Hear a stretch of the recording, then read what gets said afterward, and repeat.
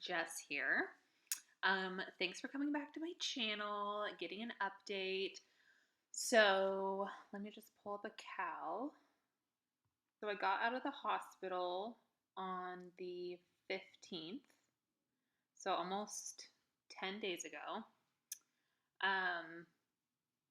And that hospital stay was a little unexpected because I was supposed to do outpatient for the third cycle.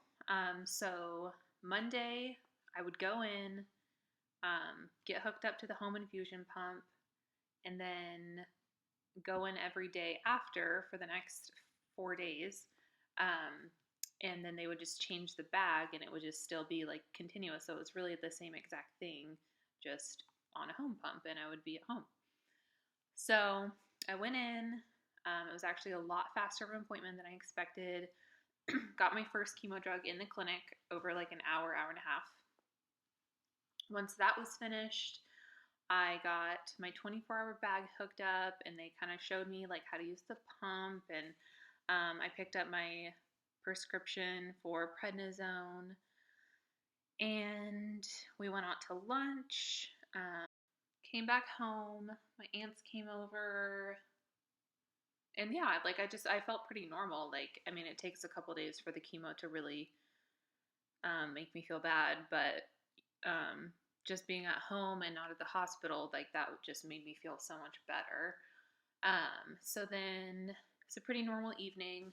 I was getting ready for bed. Well, prior to this, like the pump had beeped a couple times and it would say like high pressure, so there was an occlusion, and I could like see on my PICC line where it was bending. So once we fixed that, it was totally fine, and once the problem was resolved, the beeping would stop and the infusion would continue. So anyway, back to that first night, I was getting ready for bed. Like I was in my pajamas, face washed, like doing my devotional, and as I finished up that, the pump started going off, and I was like, okay, not a big deal. So I checked the entire line, and it would not stop. Like, I checked like 3 times, like from my PICC to the pump, there was no kinks, and it would not stop beeping saying high pressure. So I called my mom, and kind of long story short, we were unable to get any help from. So turns out I didn't get a referral put in for me for home health. So they couldn't help me, which, I mean, understandable. They felt so bad, like, but there was nothing on their end that they could do. So I knew regardless I was just gonna have to go to the ER because it was after hours and like a nurse needed to do something. I really thought that maybe my PICC just needed flushed because they were using kind of like the iffy one is the one they put it on, and their hope was to like keep the line open by putting it on that one. But I was like, okay, well, maybe since it's on the one that's like kind of iffy, it just closed off, it needs flushed, let's just move it to the other lumen. So yeah, we go to ER, and ER is always really great to us because once you say you're a oncology patient, they literally get you right back to a room. So we didn't have to wait long. And so the nurse, he was kind of like, okay, thinking like I did, like, let's just flush both the lines, change the lumen. That didn't work. Met with the doctor, kind of told her what was going on. Like, I don't need to be assessed. I just need this beeping to stop. And so then she called the oncologist, and he was like new and was like, I don't really know what to do. And so then the charge nurse from the oncology floor came down. She tried to put it on one of their pumps, like, let's just get you through this bag until tomorrow and we'll figure it out. So she tried to put it on a hospital pump. It was different tubing. Like, we tried everything. So they ended up just disconnecting me, and I just stopped the chemo. And so we got home a little bit after 2:30. And then I called my nurse case manager first thing in the morning, and she had already kind of seen the ER notes and knew what was going on. So they had decided that I just needed to go to inpatient and finish this course and not risk having another pause in my treatment. So that's what I did. But yeah, I pretty much like bounced back from this cycle in like 2 days.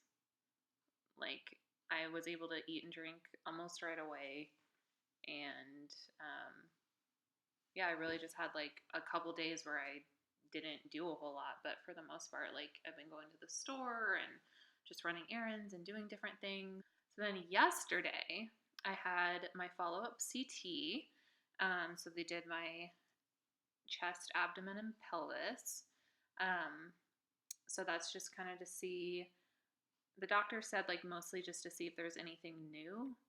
Like I don't know what the expectations are or if there are any. Like I don't know. So I meet with my oncologist tomorrow, and it's kind of like a pre-treatment appointment slash go over these CT results. So I'll know those tomorrow. Um, I've had 2 vision episodes since getting out last week. And my new doctor, he said like he definitely wants me to meet with an optometrist. So I'm doing that tomorrow. And then he said like maybe an MRI, like I don't know. Okay, so it is Wednesday. So I had my oncology appointment yesterday and it was good. So it was kind of, I mean, there's not really like expectations. All that we were looking for is that there is some amount of progress and there was no new lesions or tumors or swelling in the lymph nodes. So the CT showed that the large tumor was half or less of its original size, so that's great. And then it showed no other evidence of any other tumors. So, like, I had the small one here, and then one down by my lung. So, those aren't showing, so those are gone. And then it also showed that I had a small pleural effusion, so a small amount of fluid still in that lung, but it was so small that it wasn't even measurable. So, it's pretty much insignificant. And I feel like that could just be like some like residual swelling or irritation on the pleura just from having so much fluid at one point so recently.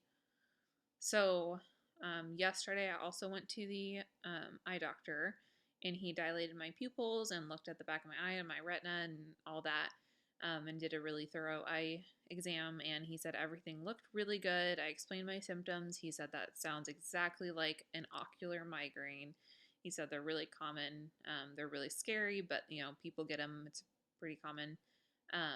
And just if anything changes or my symptoms worsen or they get longer or won't go away, to let my doctor know. But he said from what I'm explaining, with them lasting 10 minutes or so, that's normal and just it'll go away. And stress, fatigue, medications, a lot of things can bring them on just like any other kind of migraine.